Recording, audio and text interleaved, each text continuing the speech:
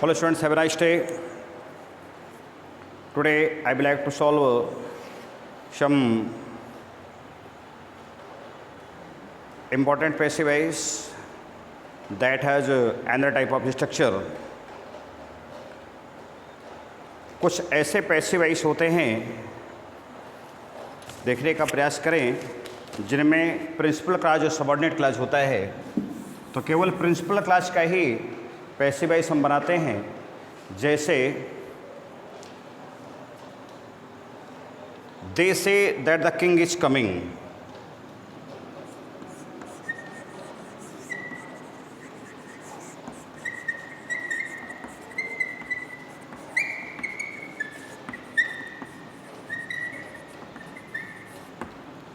तो ये बनेगा, केवल इतना पैसिव बनेगा, ऑब्जेक्ट इट कंसीडर किया जाएगा। जैसे it is said that,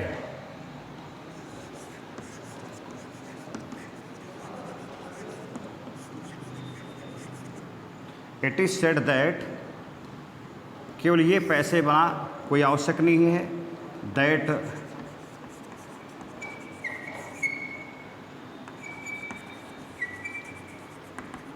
the king is coming.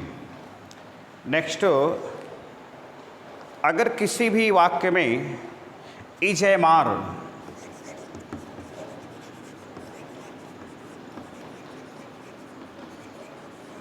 Was were के बाद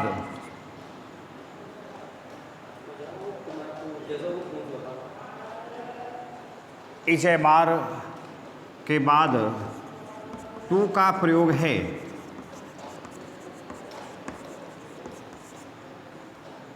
टू का प्रयोग है, तो पैसिव में ट्रांसफॉर्म करते समय is am are was were के बाद हम टू बी का प्रयोग करते हैं। इसके बाद वर्ब की थर्ड फॉर्म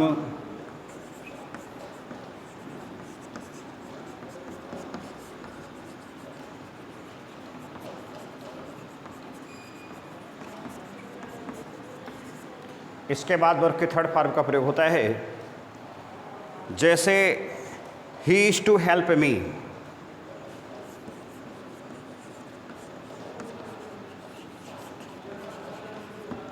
अब सिस्टम के तहत आई आएगा। I am to be helped by him, ये आपका कंप्लीट पैसिव वॉइस बना। Next, I was to help him,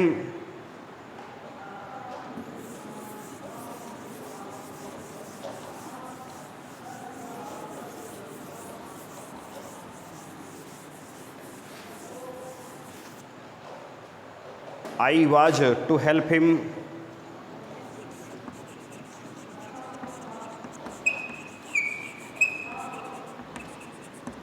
I was to help him, तो बनेगा he was to be helped by me. ये ध्यान देना है कि टू बी के बाद वर्ब की थर्ड फॉर्म जरूर आए, क्योंकि जो इन्फिनेटिव होता है उसके बाद वर्ब की फर्स्ट फॉर्म अवश्य आती है, लेकिन दुनिया के किसी भी पैसिव वॉइस में वर्ब की थर्ड फॉर्म जरूर आती है। दोनों नियम बना के रखना है, इसलिए टू बी का प्रयोग हम जरूर करेंगे। नेक्स्ट, यदि किसी वाक्य में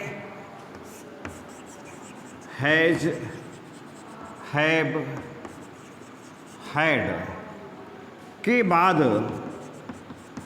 टू का प्रयोग है, तो पैसिव बनाते समय has, have, had plus to be का प्रयोग जरूर होता है।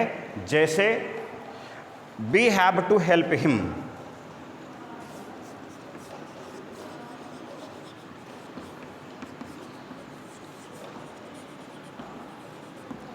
we have to help him, तो he has to be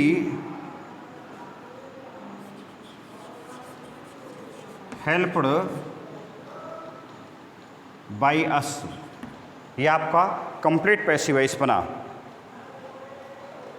अब यदि किसी वाक्य में किसी मॉडल वर्ब का प्रयोग हो, can, will, shall, can, could, may, might, जो भी किसी भी मॉडल वर्ब का प्रयोग हो, तो हम मॉडल वर्ब के बाद वर्ब की बी का प्रयोग करते हैं, वर्ब के फर्स्ट फॉर्म का प्रयोग करते हैं, क्योंकि बताया ये गया, पढ़ाया ये गया, सिखाया ये गया, लिखाया ये गया कि मॉडल वर्ब के बाद किसी भी स्थिति में वर्ब के फर्स्ट फॉर्म का ही प्रयोग होता है। देखने का प्रयास करें। B should help her,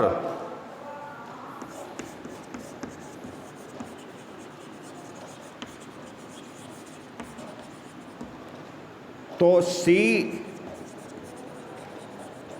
should be helped by us. Next, I can help him,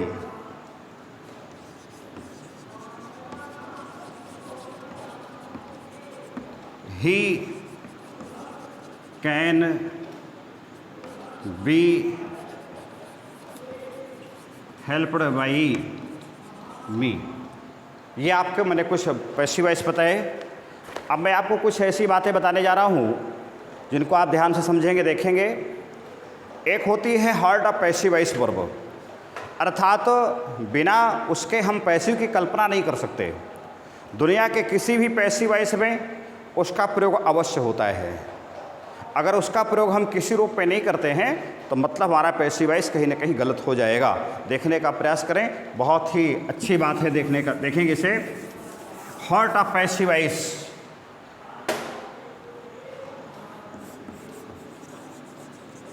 heart of passive voice में एक वर्ब है, उस वर्ब को कहते हैं टू बी। टू बी उसका नाम है। तो अब ये बी बराबर रहेगा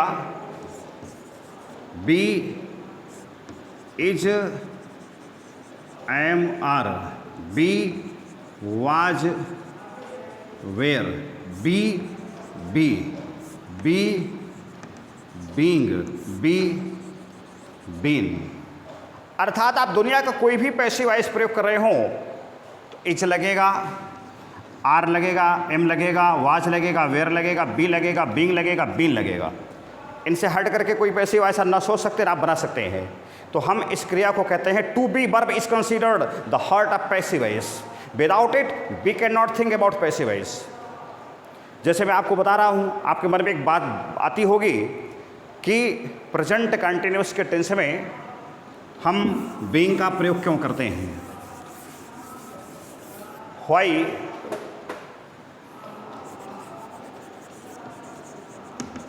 being is used, why being is used इन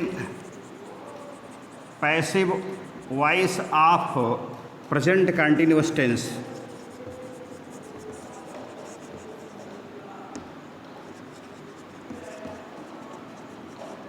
ये प्रेजेंट कंटिन्यूअस भी है और पास्ट कंटिन्यूअस, दोनों में इन दोनों का प्रयोग होता है। आखिर क्यों हम बीइंग का प्रयोग करते हैं तो बता दो मैं। दुनिया के किसी भी कंटिन्यूअस में वर्ब की फर्स्ट फॉर्म में आईएनजी का ही प्रयोग होता है।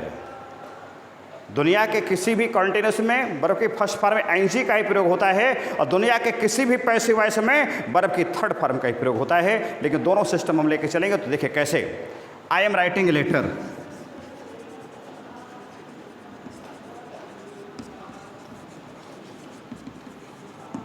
आई एम राइटिंग ए लेटर, तो this sentence is a present continuous. अब इसकी हेल्पिंग वर्ब होती है इज एम आर बीइंग। बात इस बीइंग पर है, इस बीइंग का प्रयोग क्यों हो रहा है तो ए लेटर सब्जेक्ट रूप में जाएगा इज बीइंग। ये आपका कंटिन्यूअस बन गया, ये आपका कंटिन्यूअस बन गया, ये प्रेजेंट कंटिन्यूअस हो गया। अब पैसिव बनाएंगे तो रिटन, रिटन बाई मी। चूंकि प्रेजेंट कंटिन्यूअस का वाक्य है इसलिए कंटिन्यूअस फॉर्म में आईएनजी फॉर्म जरूर आएगी, इसलिए हमने बीइंग का प्रयोग किया। लेकिन पैसिव वॉइस में थर्ड फॉर्म जरूर आएगी, इसलिए हमने वर्ब की थर्ड फॉर्म रिटन का प्रयोग किया।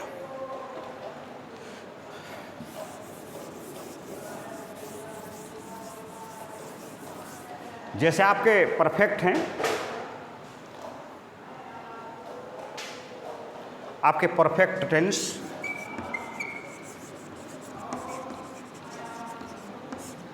तीन होते हैं, प्रेजेंट, पास्ट। इनमें भी बीन का प्रयोग होता है। मन में बात आई क्यों?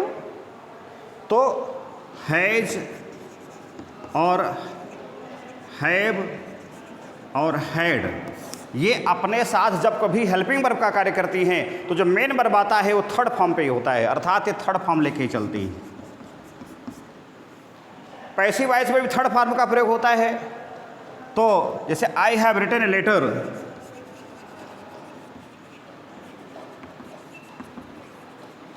रिटन ए लेटर, तो ए लेटर इधर जाएगा आपका, हैज हो गया। अब हमको इसके बाद थर्ड फॉर्म लाना है तो आएगा बीन। यहां तक प्रेजेंट परफेक्ट में है मामला भी। अब पैसिव वॉइस में जाएगा तो रिटन बाय मी। ये जो बीन है आपकी, इसकी हेल्पिंग वर्ब है, इसकी मेन वर्ब है, और जो ये है ये आपकी पैसिव वॉइस की है। अर्थात यहाँ पर दो थर्ड फॉर्म का प्रयोग हुआ है, बीन और रिटन। बीन और रिटन का प्रयोग हुआ है। अतः हम कह सकते हैं कि हैज, हैव, हैड के बाद किसी कंडीशन पे थर्ड फॉर्म का प्रयोग होता है when they use as a helping verb. अब विल, शैल को आप जानते ही हैं कि वहाँ पर उनके बाद हम प्रयोग करते हैं बी फॉर्म का, can be, may be, should be, will be, shall be आदि। That's all for this period. If you have liked my video, please subscribe, like and share.